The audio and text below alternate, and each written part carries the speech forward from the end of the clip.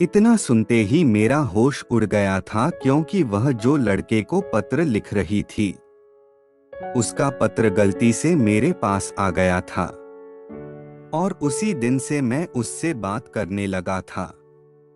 ऐसे में जब मैं उससे मिलूंगा तो वह मुझे पहचान सकती है, उसे काफी ज्यादा दुख हो सकता है।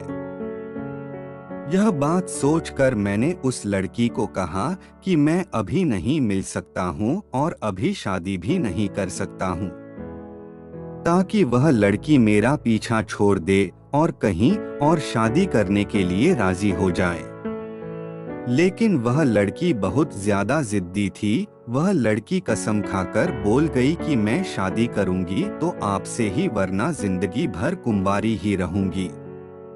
फिर कुछ दिन बाद लड़की प्रेम पत्र लिखती है कि मुझे मिलना है।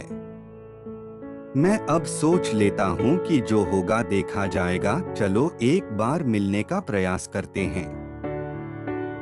दूसरी बार मैंने प्रेम पत्र लिखा और उसके जवाब में कहा कि ठीक है, मैं तुमसे मिलना चाहता हूँ, तुम अगले पत्र में मिलने का पता और जगह लिखकर भेजना, मैं वहाँ आ जाऊंगा। लड़की ऐसा ही करती है। वह पत्र के जवाब में खास तारीख और किस जगह पर और खास समय पर उसे बुलाने के बारे में प्रेम पत्र लिखकर भेज देती है।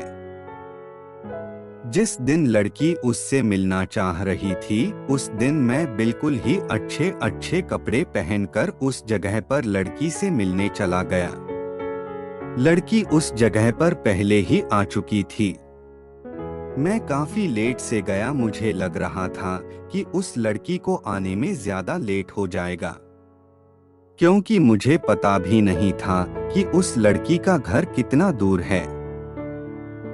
इसी कारण से मुझे थोड़ा लेट ही पहुंचना था।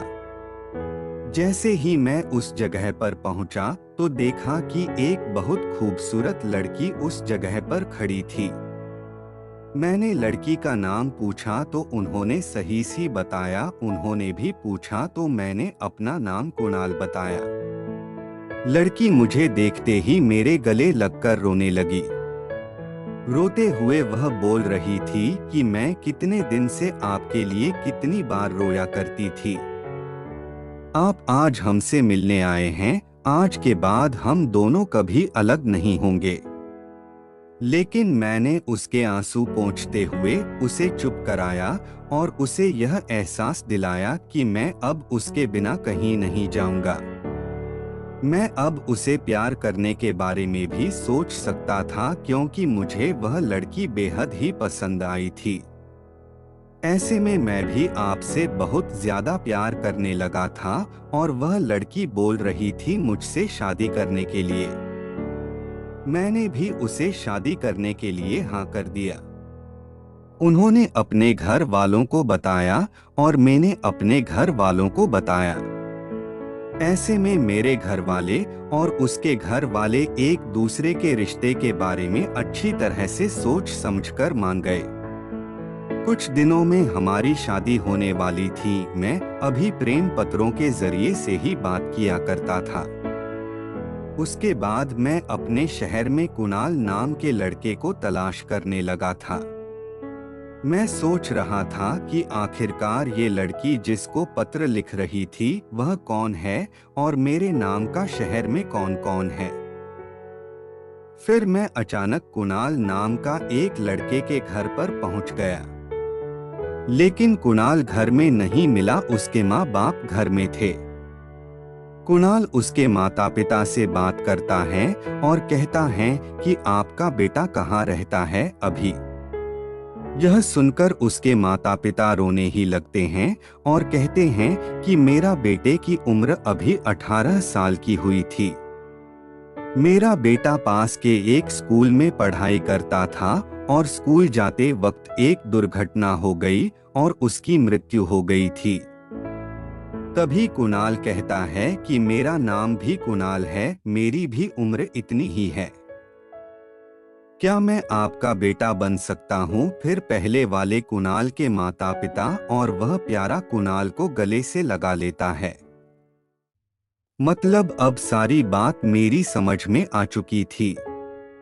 मैं अब बहुत खुश था कि मेरे एक माता पिता नहीं बल्कि दो दो माता पिता मिल गए थे। अब मैं रोजाना उसके घर जाया करता था, अपने घर में भी रहता था। इसी तरह से हम दोनों के बीच में बहुत ज्यादा गहरी माता पिता तथा बेटे के बीच में ज्यादा प्यार हो गया था। मेरी शादी करीब आने वाली थी। मैंने अपनी शादी के बारे में दोनों माता पिता को बताया। मेरे अपने माता पिता को तो पहले से ही यह सभी चीजें पता थी, क्योंकि सारी बातें तो उन्होंने ही की थी। लेकिन दूसरे माता पिताजी को मैंने यह सारी बात बताई, बहुत खुश हो गए। फिर उसके बाद हम दोनों की शादी बहुत ज्यादा धूमधाम से हुई थी, क्योंकि हमारे दोनों माता पिता जो थे वह बहुत ज्यादा हम लोगों से प्यार करते थे। सबको साथ साथ देखकर लड़की भी बहुत ज्यादा खुश थी। उसके बाद से हम लोगों का जीवन बहुत ज्यादा सुखमय तथा आनंदमय हो चुका था।